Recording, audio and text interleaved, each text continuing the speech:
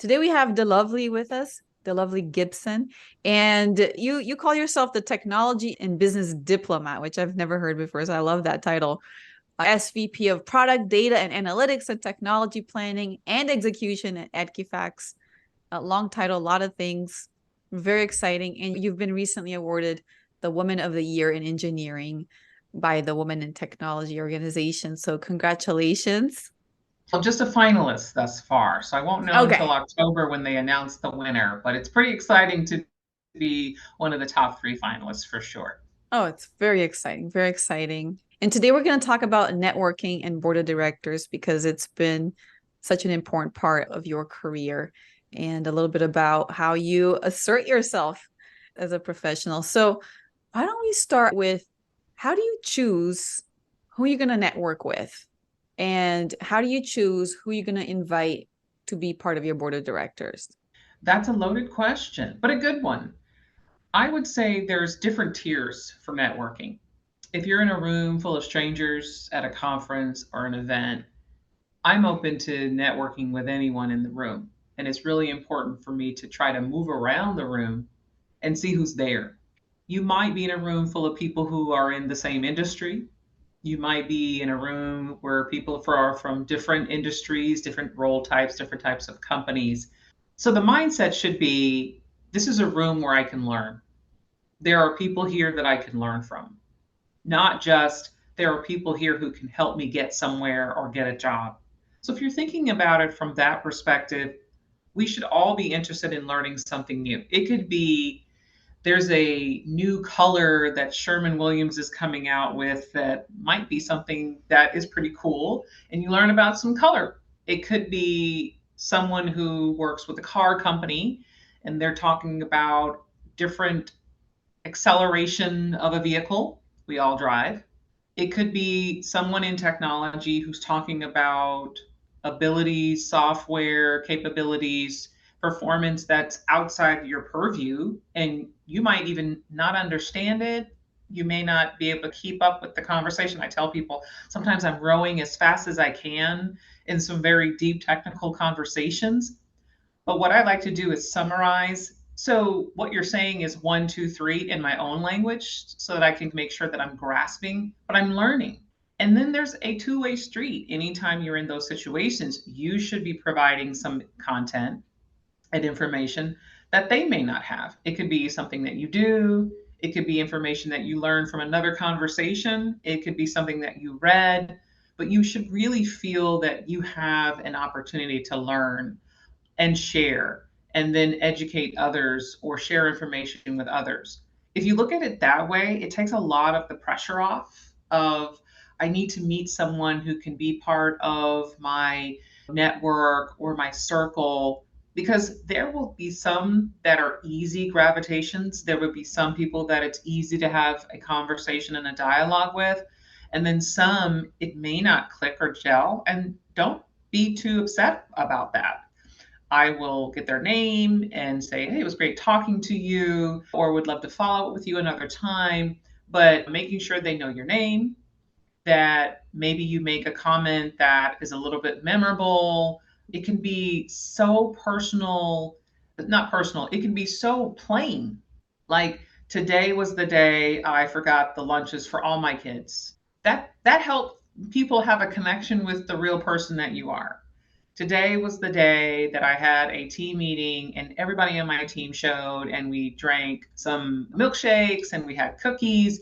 Showing what you are and who you are in an organic way, I think just builds the gap and builds the bridge. I have not always been good at it. I have not always been someone who walked in a room full of strangers and felt comfortable, but I have been someone who will get out of her comfort zone really quickly so that I don't miss on the opportunity. Because you never know who you are going to have a conversation with, who can unlock an understanding first from the education perspective. Oh, you know what? I didn't know that. Or if that's interesting for me to know, and I can build on that in something else that I'm doing. It could be something as simple as there's a festival coming this weekend, and I really wanted to go, and now I know it's this weekend, to this is someone who has an opportunity that I can seize on. They have a role. I know more about their company. I know about how the company's culture is. I have someone that I can look to. Oftentimes, networking, I have been inspired by people. I have seen what I can be. I have met someone who is 10 years ahead of me, 5 years ahead of me, 2 years ahead of me. And now I'm like, okay, I thought I could do that, but now I'm staring and looking at someone who is doing that. I'm actually having a conversation with someone who's gotten there. And I can ask them the questions about how and when and where should I focus. That's always very inspiring. There have been people where I just happened to meet them at an event and I'm like, that's what I needed. I needed to realize there's another kind of role that I could consider. There's another company that I should consider. There's another pathway I could consider.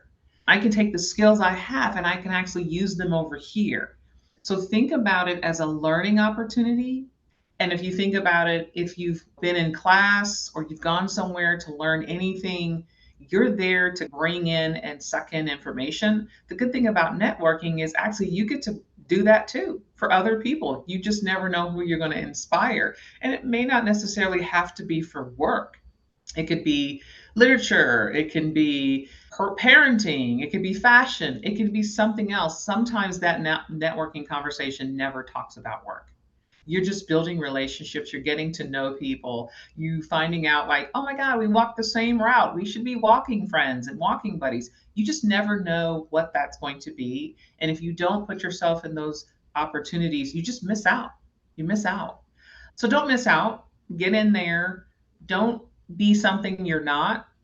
If you're a little shy, that's okay. You can even say that I'm not good at these events. I'm coming out here, I'm talking to people. And that can be disarming when you tell someone, this isn't my forte. I don't love doing this. Oh, you're doing great. Let me introduce you to someone else because there's someone else that this is their jam. They love doing it. So they can bring you into the fray. Now, when it comes to choosing your board of directors and whether you've met these people through work or they're part of your friendship circle, or they're people that you see in your network circle often, and you can trust them and they understand what you're doing, and you see them as someone who would be interested in giving you good feedback, support, listening to challenges you may be going through just from a listening perspective versus giving you advice. Because I always say the first thing is, can you listen? Can you listen to what I'm saying and say, yeah, okay, I understand, versus always be ready to give advice? Because sometimes we just need someone to hear us out. We may already have the answer. We're just venting, we're frustrated. We need someone to make sure that we're okay. Those are the things that help you decide on your board of directors.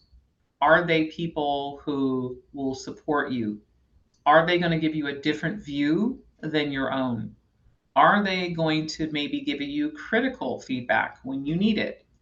Are they going to be someone that you trust, that you can go to and say, I didn't have a good day. I think I screwed this all the way up. And they're going to keep that information to themselves versus go to people that you maybe work with or your leader or people that really don't need to have that information and could possibly use it against you. That takes time. Your board of directors can start with just your close friends. They could be people that just lift you up and build you up and listen. But as your career grows, you should be looking at people who have similar roles, similar ranks. And it's okay to have a little bit of a distinction. But if everyone in your board of directors is more junior than you, how is someone helping you say, here's what you need to do to get to the next level? If everyone in your board of directors is more senior than you, how are you making sure that people can say, okay, here's where you need to be looking left or right? And then here's how you can be inspiring those who people that are looking up to you. So having a bit of a mix is important. Having people that possibly have had similar experiences as yourself, whether it's discrimination, whether it's dealing with difficult coworkers, whether it's changing careers, having some of those pieces in there is always just an added plus. There should be diversity in your board of directors, and you can have the people on the very close part of your board of directors to people who are on the outer rim. So, take for instance, I have a board of directors of women who are on the close part of that rung. And then I have a few men who are also there too. And they can help me understand how I may be perceived by some of my male colleagues. I trust them. They're going to give me all of the different facets of bias.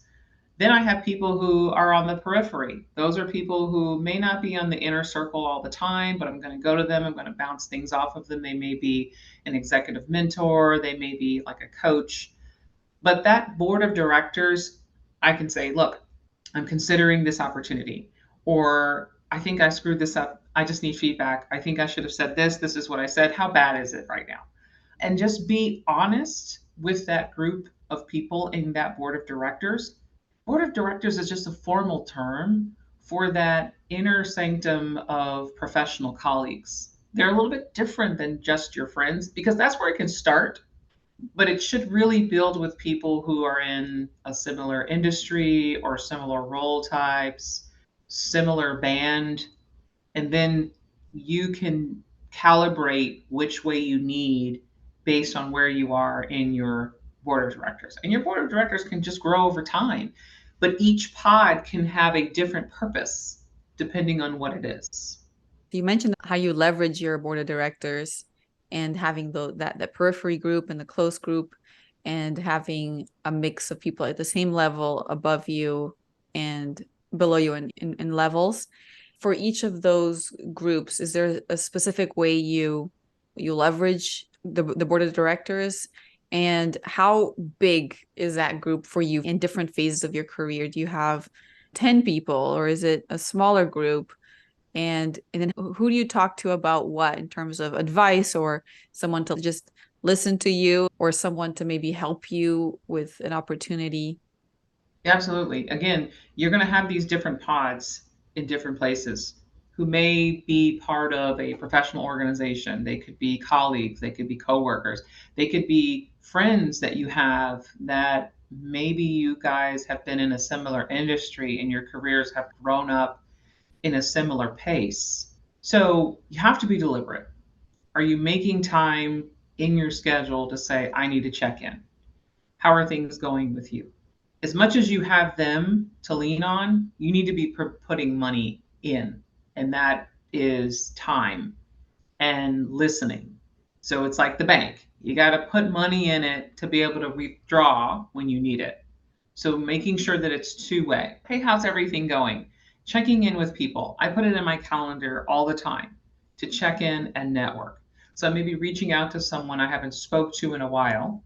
How are things going? Want to keep you up to date on X. Hey, we have an opportunity to go to this event. Let's go together. Let's network. Let's catch up. Let's have conversation. Maybe let's just take our minds off of work. So being deliberate, making the time, understanding that there may be some time where you're not connecting because one person may be extremely busy or both of you may be extremely busy, and being aware and having grace around that, yet making sure that you're deliberate about it. I make a lot of connections with my board of directors on my commutes. So I'm in my car and that's my time to check in. Hey, how's it going? I had a crazy day. How was your day? When are we getting together? Let's try to work on that. Is next month going to be good? No, it's not. So sometimes I'm leaving voicemails, and that's okay because I'm letting them know that I'm thinking about them. And the same thing happens to me. Oh my gosh, I missed this text. You sent it 3 days ago. But making sure that there's that back and forth so people see that you understand the busy, you're still making sure there's that connection. And sometimes that can be a monthly check in, sometimes it could be a weekly or every other day check in. Sometimes it might be someone in a pod where it's really like a quarterly, like a board for a company often meets just quarterly. So here's what's going on, how are things going with you? So it might be more of a mentor and someone who can give you insight on what's going on in the career and the periphery. So it just depends on where they are in that concentric circle of your board of directors. But people that tend to be on the closer rung, you're going to be talking to them and communicating them on a more frequent basis. They're going to know more about you personally. They may know more about your family. You might see them after hours more. You should see them after hours. You may go away on retreats with them and spend time and really help them see who you are as a person, because we bring our whole self to work. And if you're not doing that, you're probably not at the right company or the job or wherever, but you got to bring your whole self to work for any employer to get 100% of what you can deliver. Yeah, I love your tip of messaging people on the go, just with the purpose of checking in and letting people know that you're thinking of them to build that connection rather than having to have a major update or win or something major to introduce it. Hey, I accomplished this goal that you asked me to do. And so I'm presenting it to you. No, it's more of a check-in. It's a very different mindset. 100%. And when it comes to effective networking strategy, you talked a little bit about the learning mindset in a big room. You talked about in one of your other conversations, the breakfast with friends. I love to hear about that and any other networking strategies that you use that you've used and have been helped you or where you've been successful with building a network. I thought I was always good at networking because I would go to the events and I would strike up conversations. But it wasn't until I was laid off for the first time about 8 years ago when I realized that I needed to go next level and really dig in and be more methodical about my network, because I had a network, but it wasn't as expansive as I needed, looking for a new opportunity and considering places and spaces that I could go. So I learned from some people who were in the similar situation as me, but who were good at networking. They were like, oh, we got this. I know what I need to do. So I'm tagging along and learning, making time.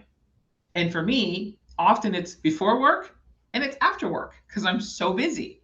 You get to the weekend, you're with your families, you're with your friends. So making it happen during the work week, it was more deliberate. It was more focused on work because people are in that work mindset oftentimes during the week.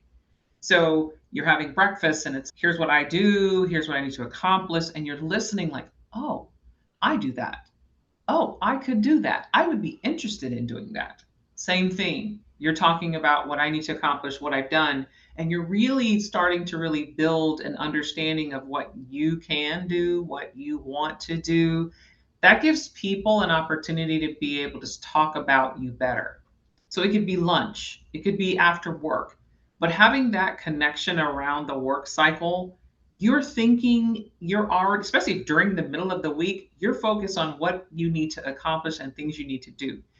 And continue it, whether you're gainfully employed or looking for employment, setting up that time, because it's so hard to get on people's radar when they're working. And I tell people it's not personal, they're just busy, they have life, and then they have work. And when I can tell someone, hey, we're going to do breakfast, even if it's coffee, you're not having to move mountains to make it work. Lunch is sometimes a little bit dicey. And then after work, it's like, hey, we're going to do a drive by, we're going to have an appetizer, we're going to have a drink. It doesn't need to be a big deal where you're taking time away from, maybe they need to be with their family, maybe they're going to school, whatever may be happening after hours. It could be they're going to binge watch their favorite show, whatever those things are, you can be flexible around it. And now, in the age of Zoom and Google Meet and all of these tools, you can even check in on the fly while you're at work. Hey, I've got 20 minutes. Let's put this slot in. Hello, Ivna, how are you? It's great to meet you. You have a face with a name. I get to know a little bit of your personality. So those are all creative ways to make the connections more than just fleeting in a crowded room of people, or on LinkedIn or a cold email where you don't necessarily know someone. I probably get a dozen calls a day from companies that are trying to do business with me, and I don't have time to answer them all. I don't have time to respond to all of them. So making sure that people can find ways to connect with you personally. So that's why those companies will be at the networking event so they can connect with you personally. That's really what's important of being able to build those personal connections. And don't overthink it. Don't overthink it. Make sure that you follow back up with, great, we had a great conversation. I really appreciate that insight. You had a fascinating story. It's so great to hear that you traveled around the world, or I loved hearing about you in your college days. It made me think about my college days. Help people see that you made a personal connection and that you appreciated their time. I just was in a networking situation just last week where we were talking only about relationships, but it was so fascinating. We never even got to work, but it was a fascinating conversation, and we could relate to each other, and we were like, oh my gosh, I experienced that too. And you, so then we were connected. Now we've got each other's phone number, and yes, I see what they do for a living, they see what I'm doing for a living, but at the end of the day, there's someone that we actually made a connection. So when I reach out to them and say, hey, I'm trying to get information about this company, you work there, maybe you can tell me. Or, hey, I'm interested in connecting my friend to someone who knows X about Y. Do you know someone? Oh, I remember D'Lovely. Yeah, we had that conversation. She seems like someone who I'd like to know, someone I'd like to get to know better, someone who I would recommend talking to other people that I know even better than D'Lovely. Because sometimes if you don't really know or connect with people, you may be a little bit guarded with your network. Because what if they get on the line with your network and they're disrespectful, they're rude, they don't give people adequate time to schedule, they just come out of nowhere and let's meet now. You don't want to be that person. So once they can connect with you and say, oh yeah, they'll be very professional, they're someone that people will want to have a conversation with, she seems very insightful, she seems very inclusive, those are when you can start to even build your network even broader and faster. Fascinating. And so you went through that process where 8 years ago you felt like you weren't great at networking enough. You were great, but then you realized you weren't that great, and then you worked on it. So nowadays, how do you know that your networking efforts are working, that's good enough, that you're putting enough into it so that in the future you'll have that network in place? When people see you and they recognize you and they invite you, hey, there's another event, you should be there. Or I want to introduce you with so and so. Or we'd love for you to come and be an attendee or a speaker. Or I think this is somebody you should know. Or this is something you should read.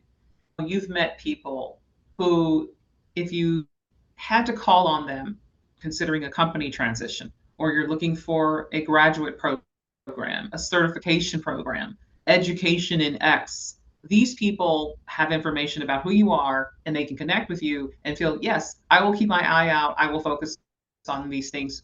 And you will feel confident that you can follow up with them to say, hey, it's been a couple of weeks. I hadn't heard from you, but I just wanted to check in. I know things are busy. That's the part of making sure that you constantly connect with people on a regular basis. Doesn't have to be every day, doesn't need to be every week, but it's like friendships.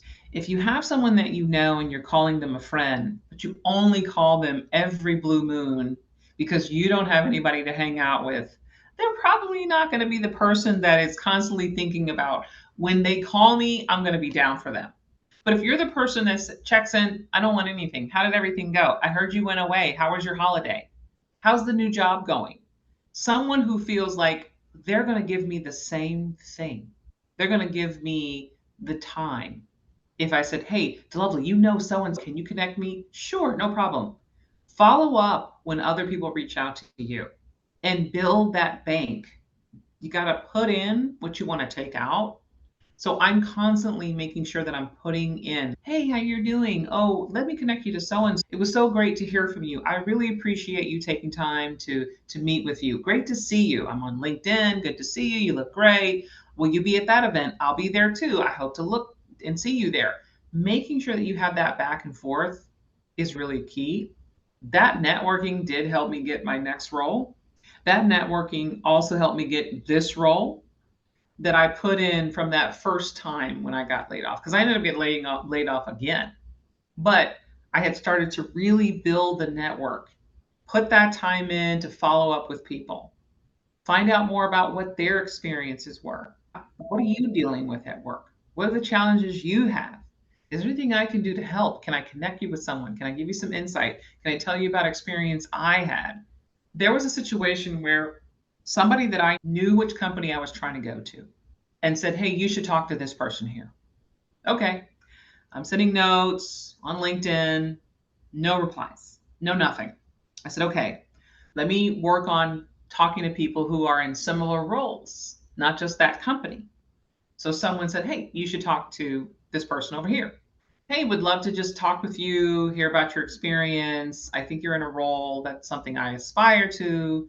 I'd love to know more about your role. Most times people don't have a job to give you. So when you're networking, oh, I need a job. If I had one in my pocket, I promise I would give it to you because I understand how it is to not have a job.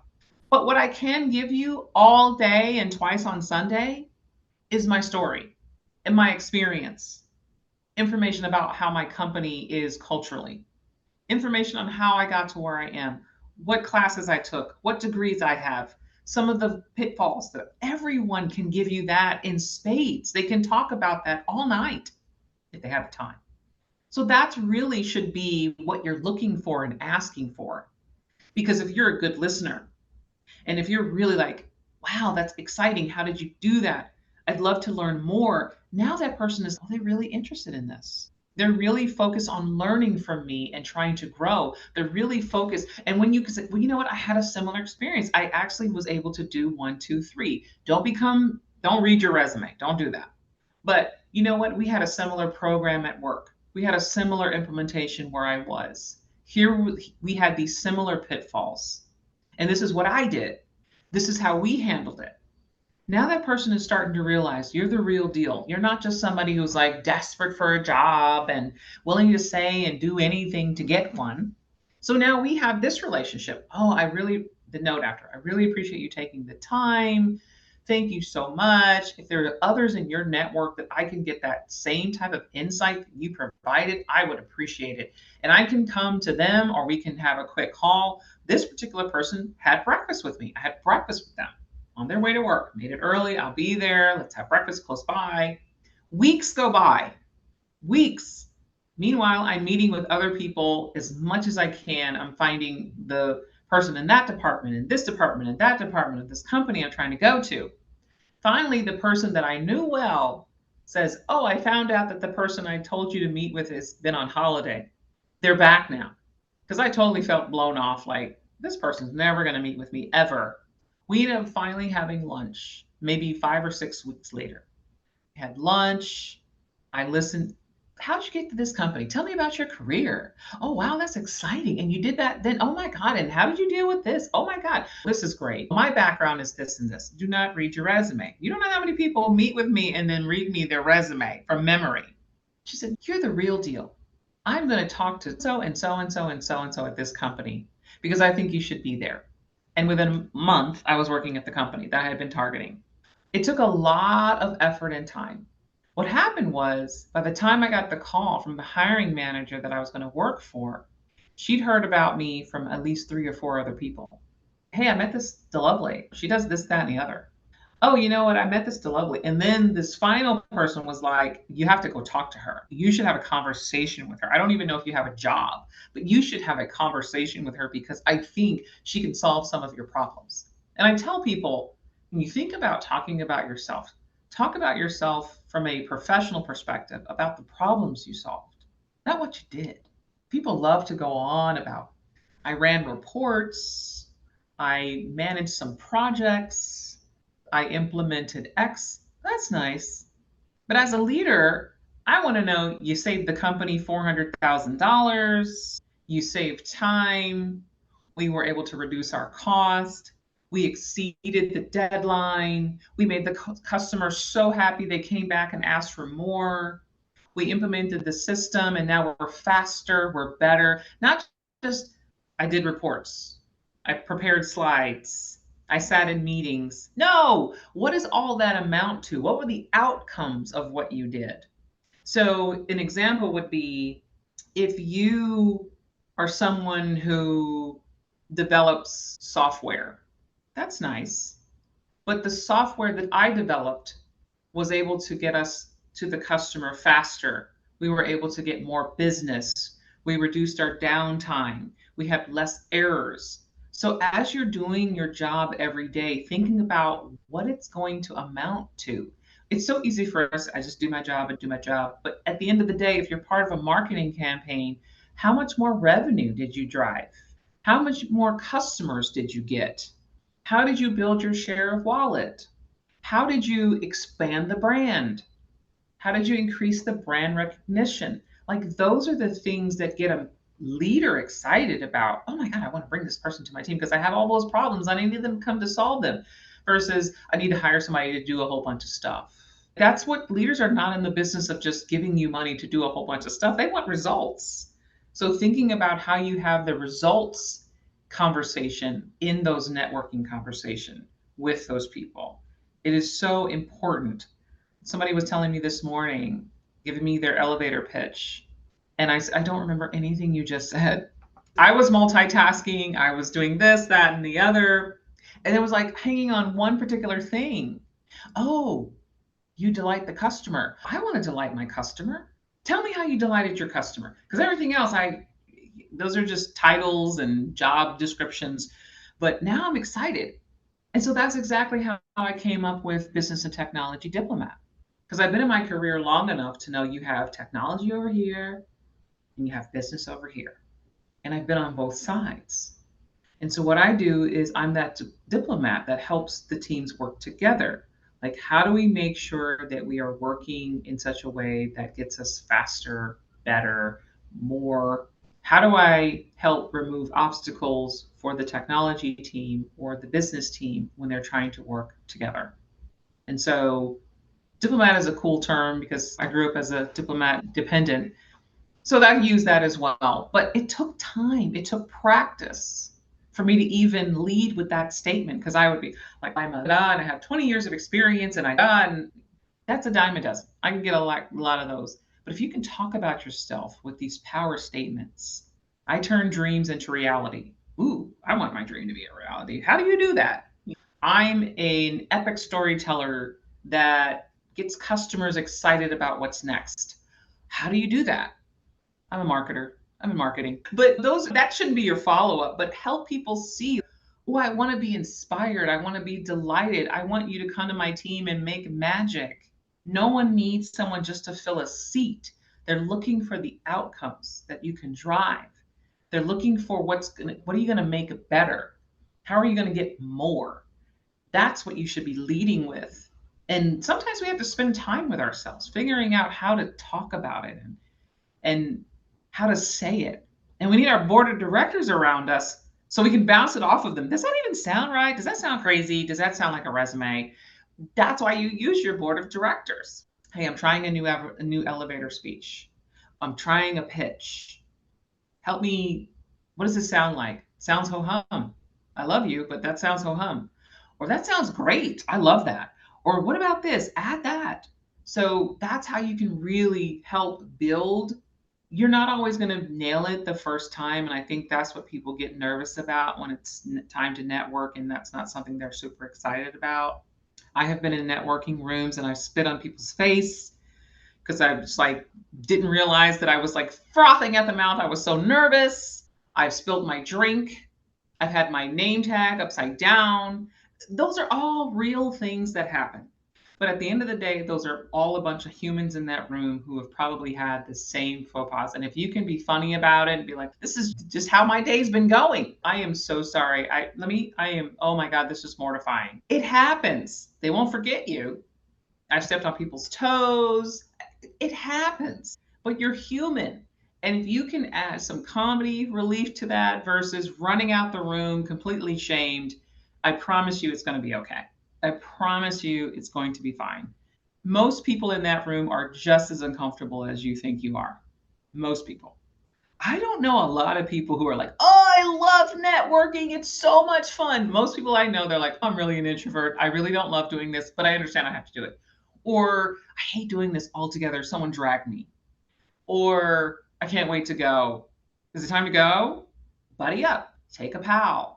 It's easy when you have somebody that you know you can have a conversation with and you can push each other to say, okay, let's go over and talk to this group. Let's go over to this group. And when you feel shunned or you feel like you've been pushed out of a circle, you have someone you can land with. But when you go, maybe set a target. So I'm going to leave here and I'm going to introduce myself to 3 random people that I didn't know. And I'm going to have 3 more connections on LinkedIn. When I go, I'm going to do my elevator pitch at least 3 times. When I go, I'm going to learn about a title or role that I never heard of. So if you've met, oh, I've met somebody who's in marketing. Oh, I've met somebody who's in software development.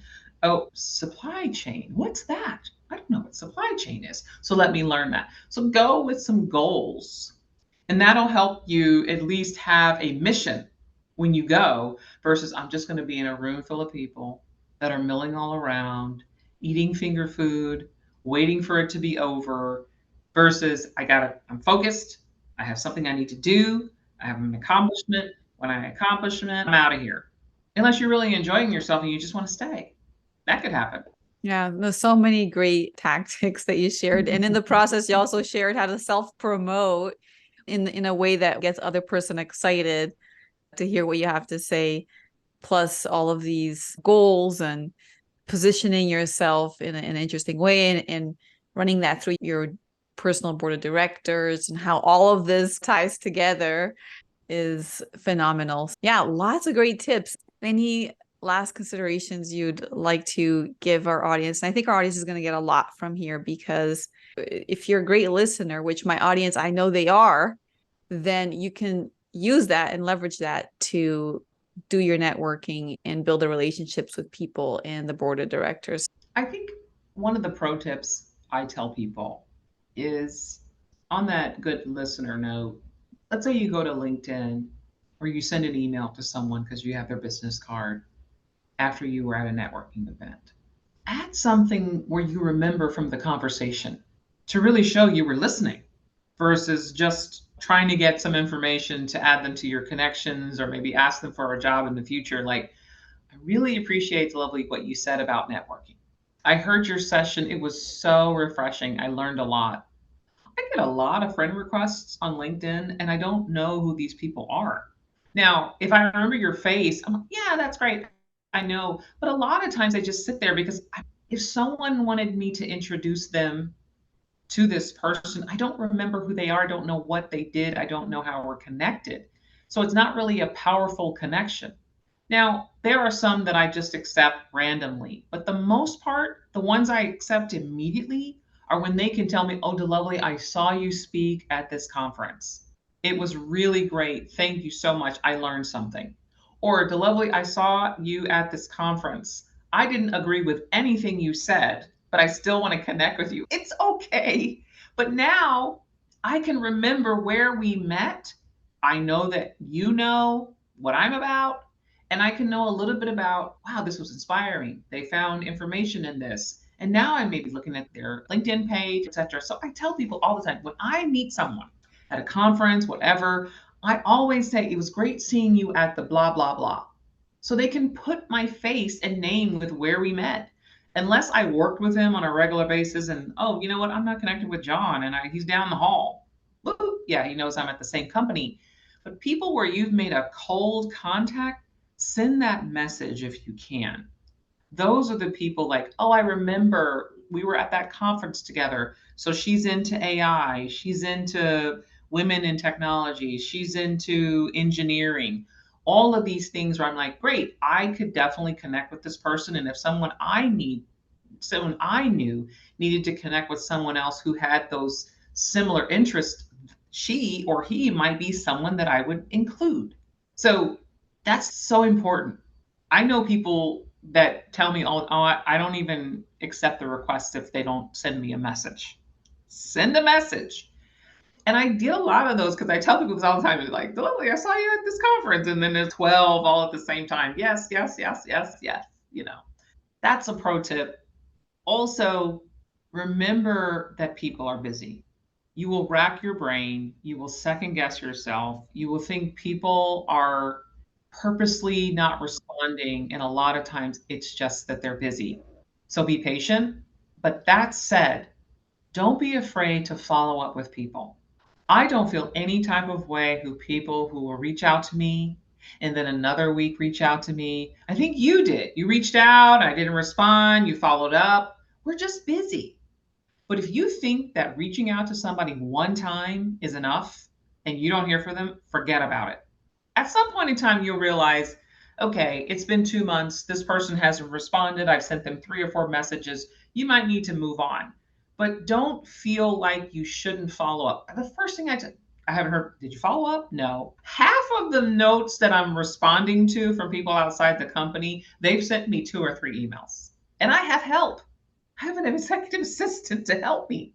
And it still takes time because I have to categorize them like, okay, yeah, this one, I can't do that right now. This one, oh yeah, I need to reach out to him. You know what? Bump this up because I ran into him at something and I haven't responded. So let's make sure we do that.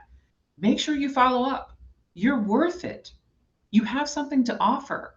They're just busy, especially if you're unemployed. They're working. You remember how busy it was when you were working.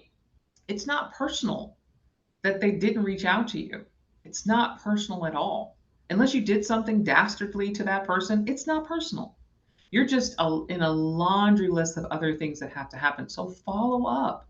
Don't get all in your feelings of, oh, what was me? They don't like me. They don't have time for me. I'm just this lowly. No, follow up. That's how I finally had that lunch. I followed up. I followed up. I checked with someone. So, I haven't heard back from her at all. You know what? Let me go find out. You know what? She's been on a month-long holiday. Okay, great. You got to follow up. It's really important. And most people won't feel offended in any way if you say, hey, haven't heard from you. I know you're busy. Maybe just 15 minutes. Here's some available times. Close the deal. Don't say, when are you available? Oh, this is a disaster. I don't even have time now to look at my calendar and figure out all of the stuff. But if you say, hey, I've got the next 3 days, how can we make this happen? Look, next 3 days. Oh, have a slot here. Like, close the deal. Maybe we can meet up sometime. No. Maybe we can meet up in the next 2 weeks. Here's some dates that I'm available. Close the deal. We do not feel any type of way. You are trying to close the deal. I appreciate someone who's trying to close the deal. And the close the deal could just be getting 10 minutes on my calendar. It could be making sure that I connect them to somebody else. Hey, D'Lovely, you know so-and-so, can you connect me? I've even written the note you can send them for me. That's always beautiful. I love that. I do that all the time. Hey, I need you to connect me with so-and-so. I'd love to meet with them about blah, blah, blah. I've even written a draft that you can use so you don't have to do too much work. Make it easy. Make it easy for me to find the schedule, make it easy for me to find the time, make it easy for me to remember who you are. Those are just super simple things that I took for granted. Those are the type of things I learned when I'm like, I can go in any room and talk to people. That's no problem. It's those little nuances that helped me get better and get better results. Close the deal, follow it with people, make sure they remember who you are, and make it easy for people. Hey, I see the 10 people at Coke versus, do you know anybody at Coke? Go to LinkedIn and see who I know. John, Mary, because you reach out to these 3 people. I've even written you a note and say, D'Lovely is this. She'd love to meet with you. She'd love to learn about the culture. Here, you can use it. You can craft it however you want. Now I have really no reason to say no because now I can take 60 seconds out of my schedule and send that. And I have put something into the universe that hopefully is going to come back to me. The key message, make it easy for others, because all the examples you gave were making it easy for others, thinking about others, because people want to help out, but you have to make it easy for them. Like you said, to know who you are, to know what you want them to do, to close I love that you said close the deal, and that you appreciate people who are trying to close the deal, which a lot of people are scared of doing. So I love that. And how, because you did that earlier and you followed up and you did those things, you were able to get your job twice. Twice. Twice. It took months each time, but it was people in my network who got me closer and closer.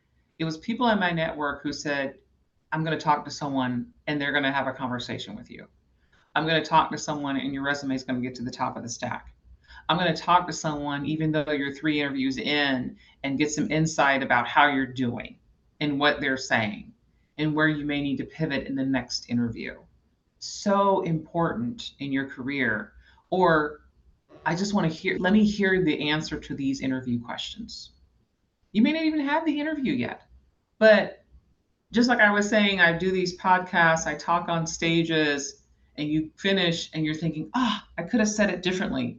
That's why you should practice your interview questions. Practice. Because you won't have another opportunity. You might have one opportunity to stick the landing sometimes when you're trying to get the job and you're doing the interviews. So practice with people who are in those types of roles, who hire those types of people, and say, oh, you know what, you should focus more on that. Don't say that. That's all people in your network. Not everybody is there to take your resume and give it to the hiring manager. Some people are there to help you with your interview questions, help you with what suit to wear, help you with what's the small talk you should have, help you with, is this a company you should even be interested in applying to? Are you going to go in there and be the only person that looks like you? Do they have a reputation of firing people at the drop of a hat? Do they have a reputation of constantly downsizing? Do they have a reputation of sending people off to far off places to work in places they didn't want to work? Whatever those things are, you can constantly be learning from people in the network. So don't lose focus when you're looking for the new role, that everybody in the network could be giving you something else. They could be, oh, I need to learn more about this. I could talk to this person. These things can be cooking and for getting ready. Don't focus solely on the job because you miss the opportunity of what others can be helping you do to even land the job. So take advantage of your network, build your network. Sometimes a network can be helpful on other levels. They're going to help you find your next house. They're going to help you find your next car. They're going to help you find the best school for your kids. There's all kinds of things you can learn from your network. So feed it, care for it, put money in. So you never know what you may need to withdraw, and you've actually built up some type of balance.